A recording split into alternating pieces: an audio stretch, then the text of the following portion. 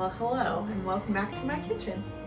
Today I'm going to teach you how to make bone broth because it is winter, it is cold, and lots of things are going around right now, and bone broth can help with all of that. It'll help you feel better, it can help you stay healthy, and then at the end I'm going to show you how to make bone broth hot chocolate because it's the best way to get bone broth into your diet and enjoy something that tastes really good. So what we have here are bones that I just roasted. I'm gonna use about 6 pounds worth of bones. And so I've roasted them in the oven at 450 for 20 minutes. Then you go back in and you flip them over and then you roast them for 20 more minutes. And now we're gonna I'm gonna use my Ninja and my Instapot. I've never done this on the stove, although you can do that. But those are the two things that I'm gonna use now. So I'll show you how I get that done. Come on. Okay, so I'm gonna this is my Instapot pot, this is my Ninja pot, and I'm gonna put about 3 pounds in each pot. So I have my scale out here. So 3 pounds into here, roughly. The reason I'm weighing these is because this is going to tell you how much water you want in these pots. So for every pound of bones you put in here, you need 1 quart of water in it. So I need to know how much is in here so that I know how much water to put. Now there is also an option where you could roast these bones with some vegetables and put the veggies also in the pot with them. But I haven't really noticed the difference too much in that flavor. I don't know if I have 6 pounds of bones here actually. I haven't noticed the flavor that much, and it's honestly a little bit of extra work for me. So for the most part, we do just the bones. I guess I only have a little over 5 pounds of bones in here. So that's fine, we're gonna work with that. Okay, and then all of this juice that's in the pan from it roasting, I like to have that in there too. So definitely gonna add this to my pots. It's not like a whole ton, but I don't want to waste it because it tastes delicious.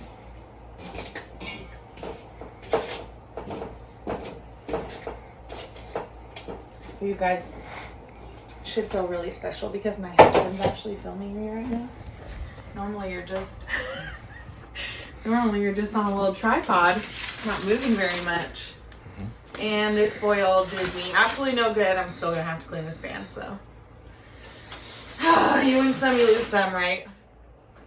Okay, so once you have your bones in here, you're gonna put, like I said, 1 quart to 1 pound. So since I have about 2.5 in here, I think I'm gonna put 3 quarts of water each in here and see what happens. Oh, also, I would not use tap water for this unless you're on a well. We get spring water from our natural spring, and that's what I'm gonna use today.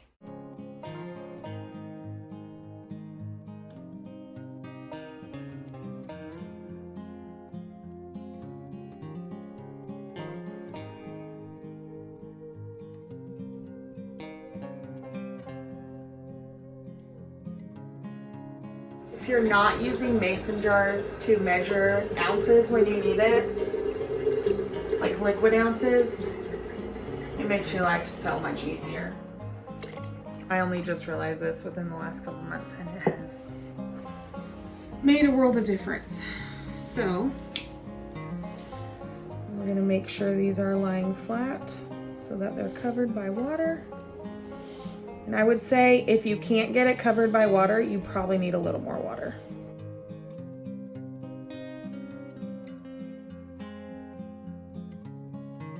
Now, something I forget have forgotten the last 2 times I made bone broth. Well, your husband's here to help. Apple cider vinegar. He did pull this out for me when we started this, so I wouldn't forget it again. So you know what, to be honest, I don't know what the actual measurement is. I would just add a tablespoon or two to each pot and just honestly eyeball it. It's gonna sit in their pressure cookers for so long. It's not something you taste at the end. So what the apple cider vinegar does is it helps draw all the nutrients and especially the collagen from the bones, which is why we're making bone broth. And then you also want the apple cider vinegar with the mother because that is the healthiest part of the vinegar. If you forget it, and I know this from experience, just like put it in and like leave it on the pressure cooker for at least 2 more hours and it should do just fine. But ideally, you're doing it at the beginning. I forgot to add herbs. I normally add rosemary, thyme, oregano. I basically look up what benefits I want from what herbs and add that. This is the Ninja. If you have a Ninja or an Instapot that has the turny handle thing, make sure it's sealed. You will know very quickly that it's not because it will shout at you from the steam escaping. So you're gonna put it on, what is that? Pressure cook low, and you want this to go at least 6 hours. I don't know if there's a machine that actually will set to 6 hours. The max on this is 4 hours. So that's what we're going to set it to. And then it's just going to keep warm overnight because I'm going to be in bed when this goes off. And in the morning, I will set it for 2 more hours. And by the time I get home from work tomorrow, it will be ready. I do the soup pressure low. And again, it goes to 4 hours is the max.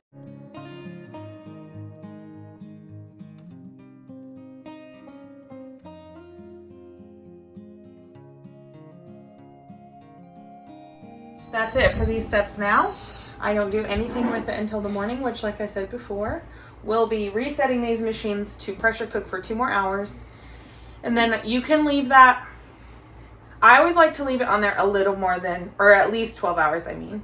You can, once it has pressure cooked for 6 hours, you can just take it and do what you need to do with it. But I always think it gets all the nutrients out just a little better if you leave it. So you can leave it for anywhere from 12 to 24 hours after the fact. So that's, I'll see you next in the morning. Well, good morning. It's the next day. I'm just gonna reset these. Well, they're not both Instapots, but I'm gonna reset them both. So nothing to it.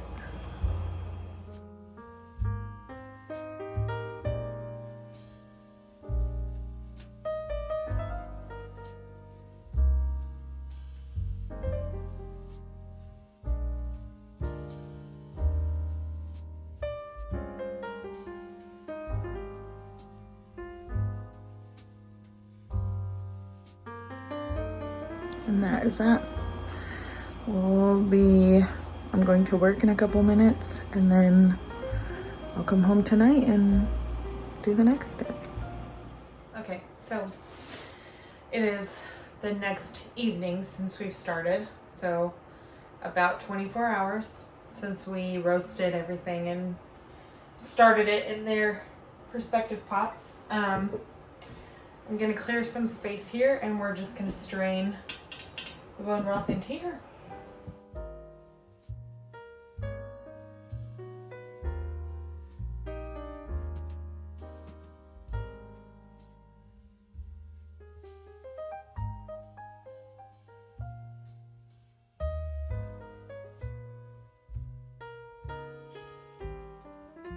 So once that cools, we'll strain the fat off and then the bone broth essentially will be done. And I will show you hot chocolate. So this is how I separated the fat this night because I needed to use this for bone broth hot chocolate tonight. But the better way is to let it cool like this. This was just taken out of the fridge and the fat will rise to the top naturally just like it did and solidify on the top. And then you can just peel it back like I'm doing here and separate it that way. It's a much easier way and definitely the way I would recommend. And so once you have all that fat off of there, this is what you're left with. That jello-like consistency is a sign that you have good quality bones and that you did not use too much water. This is exactly what we want. I'm super excited about it. And now we're going to use it to make bone broth.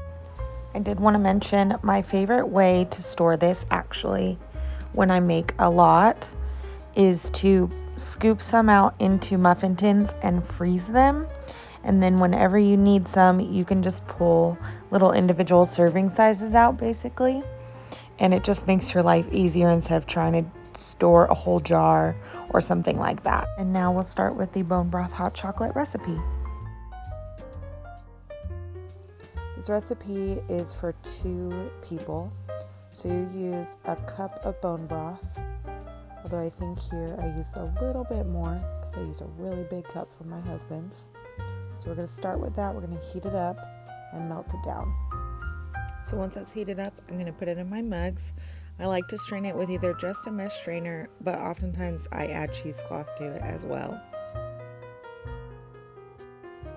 Then I'm going to remove that pan from the heat and add anywhere from 1.5 cups to 2 cups of milk, depending on how big your mugs are. And then I add pure cocoa powder to it. I also do this in a strainer because otherwise it gets really clumpy in the milk and those clumps will sink to the bottom and you'll be left with that at the end of your hot chocolate.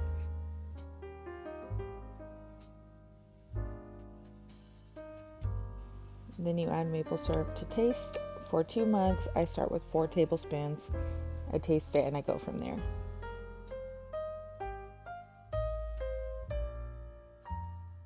Then you'll put that pan back on the heat and start to stir. Now the reason I took it off the heat to begin with is because when you put that milk back on the heat, you want to keep stirring constantly. It's going to take a while for the cocoa to incorporate, but mostly if you don't keep stirring, you could potentially burn the milk on the bottom. And I did that before and it's kind of unpleasant. So I just like to remove it from the heat, add all the things, and then put it back on just to eliminate that issue.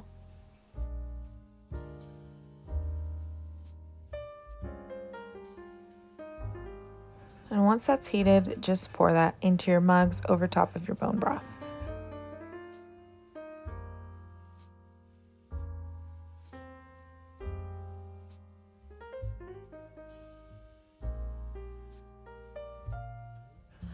And we like to finish it off by adding some marshmallows on the top. If you wanted to make this a little bit healthier, you could make your own marshmallows. I had not tried that at this point, and so I just used regular. And then our favorite finishing touch is to actually take the torch that my husband has and toast them on top, and it just adds a nice little finish.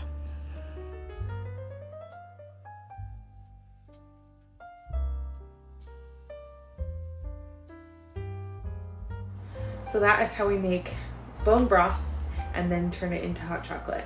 I hope this was helpful for you. I hope it encourages you to do it.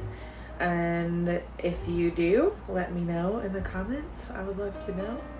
And if you don't, that's okay too. You don't have to let me know that. Anyway, I hope you join me for another video and have a really good rest of your day, whatever time that is.